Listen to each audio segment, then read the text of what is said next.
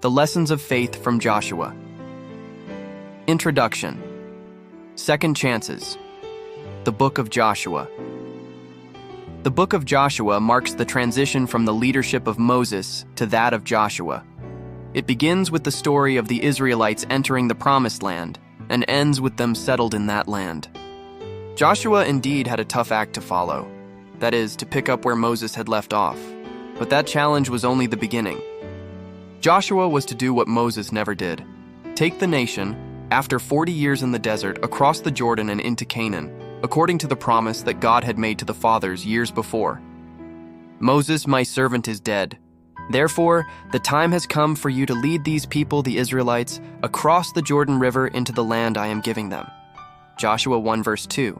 The key to the whole story is found here in the Lord's words to Joshua. They are going to enter the land which Yahweh was giving to them. Yes, Joshua is not going to do it alone, but only through the power and guidance of the Lord, who would have brought the people into the land a generation earlier had they obeyed their end of the covenant. Unfortunately, they didn't, and thus they met the consequences of their actions. During the preceding 40 years, Israel had faced the negative side of the covenant. Because of the people's rebellion against God, the entire adult generation who had experienced the wonders and marvels of the Exodus, with the exception of Caleb and Joshua, perished in the desert. 4 of the 5 books of Moses deal with what happened to them as they wandered in the desert all that time. Now, under the leadership of Joshua, the second generation was ready to undertake the challenges of possessing the land.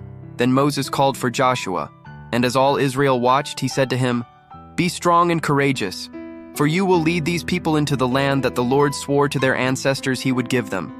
You are the one who will divide it among them as their grants of land.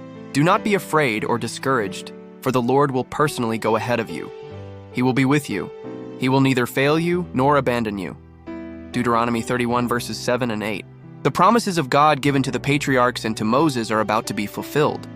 There is an air of expectation and excitement, a new beginning for the people, long homeless and dispossessed. God has been faithful in delivering them from slavery, and he can certainly be trusted to fulfill his promises concerning the land.